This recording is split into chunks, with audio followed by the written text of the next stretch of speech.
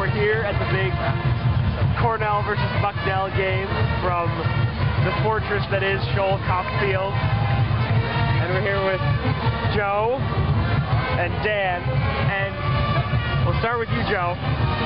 And Cornell has jumped out to a big 10-0 lead. Look at that on the score. 10-0 lead. Can you see that? 10-0 lead in the first half on our beautiful new video scoreboard here. So, do we have any first quarter comments from you? Frankly, I'm surprised. Surprised? That's it? I thought for sure we would be down by at least 14 points at this point. But we look pretty good so far. Then again, it could just be Bucknell. They do look terrible.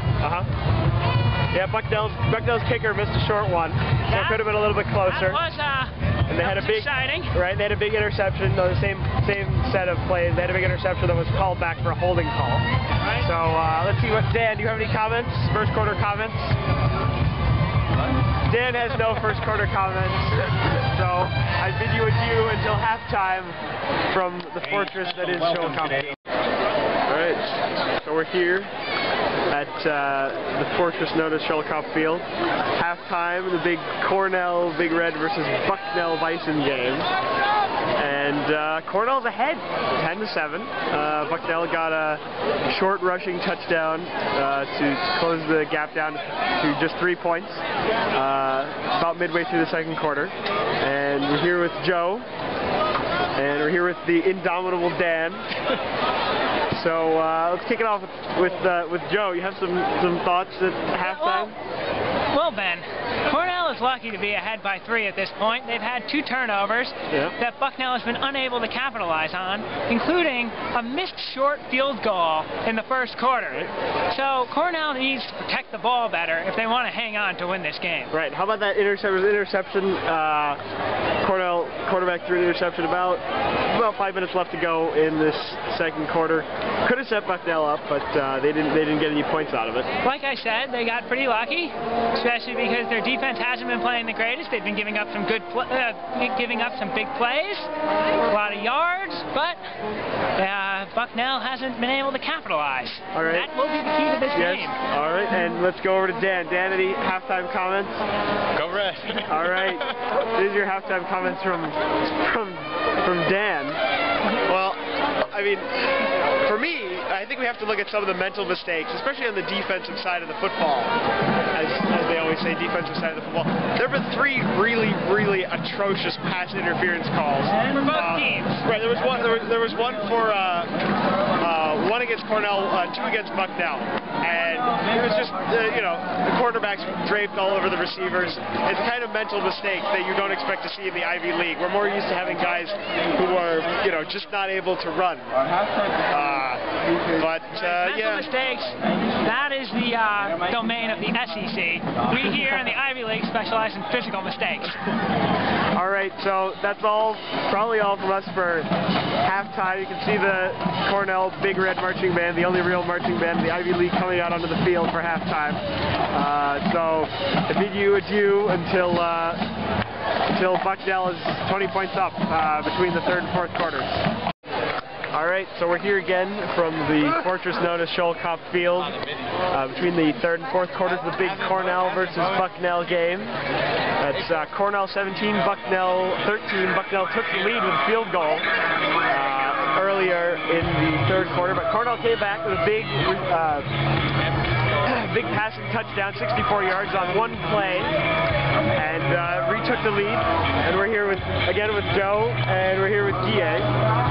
So, Joe, your comments on the third quarter. Well, thanks, Ben. Now, as I said earlier, turnovers were key. Cornell gave up the lead because of a turnover that Bucknell finally was able to capitalize on. Now, they had a big play. They were able to take the lead back, but we'll see if they can hang on to win. So what do you think Cornell has to do in the fourth quarter to hang on and win this game? Well, they just have to go out there and play their game. They have to do what they do, stick to the game plan, and play real Cornell football. Any comments, Guy? Shane Savage had a really good catch. That's about the only thing that happened. All right. So, no, he was in the receiver. And the quarterback is nasty. And And until the end of the game, or unless something crazy happens, that you would do from the fortress known as Sholocop Field. I like it. All right, so we're here from the fortress that is Sholocop Field with the Cornell Big Red. Has just wrapped up what should now be 24-13 win over Bucknell with a big touchdown with a minute 13 to go. It was a long pass from Matthews to somebody, I'm not sure who, and they're about to kick the extra point. And it looks like Cornell should wrap this up, barring some weirdness with kickoff, return, the onside kick, and then laterals. And, which is possible. Which is definitely possible considering this Cornell team. And the extra point is good. Extra point is good. We'll come back to you when the game is actually over. All right, so we're here at it's a final. Cornell 24, Bucknell 13.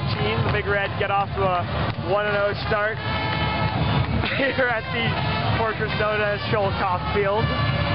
And again, I'm here with DA, and I'm here with Joe. So I guess, Joe, do you have any comments on that fourth quarter? Outlined against a blue-gray September sky, the four horsemen rode again. In dramatic lore, their names are death, destruction, pestilence, and famine. But these are aliases.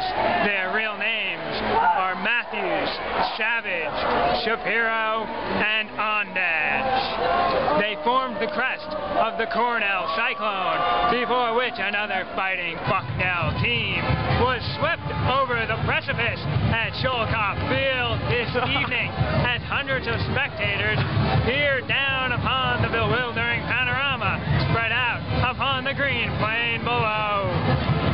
All right. We'll come back to you in a minute, but DA, any thoughts on the game? There was a pass for a touchdown by Kurt Indash. He has Dash in his name. Yeah. Is that just totally perfect, right? It is, and we won, which is weird, and I like it. I know, right? It was like the dumbest play ever, but it was awesome. Yeah.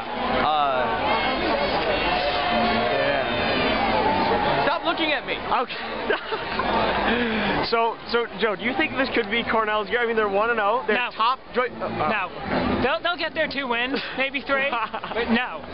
They will remain in the cellar of the Ivy League, where they have been for the last decade. I'd like to point out that we are one of the only 2 teams in the Ivy League to win this weekend, so right now we're like in first. Yeah, I think we're joint top. I think that's what that means. Fuck yeah. So yeah, I mean, I thought, pretty good game.